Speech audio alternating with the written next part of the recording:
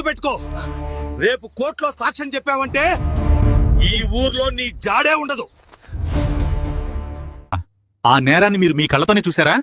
అవును సార్, నా కళ్ళతోనే నేరం జరుగుతుంటం చూశాను. మై లార్డ్, నిన్న నా క్లయింట్ సాక్షికి తీవ్రమైన బెదిరింపులు వచ్చాయి.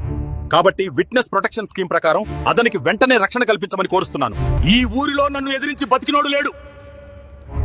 వాడిని పట్టుకుని ఇక్కడికి తీసుకురండి రా.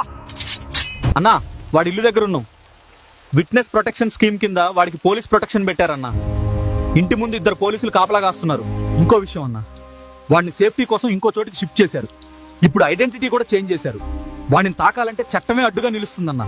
సుప్రీంకోర్టు ఆదేశాలతో ఈ విట్నెస్ ప్రొటెక్షన్ పథకం అమల్లోకి వచ్చింది.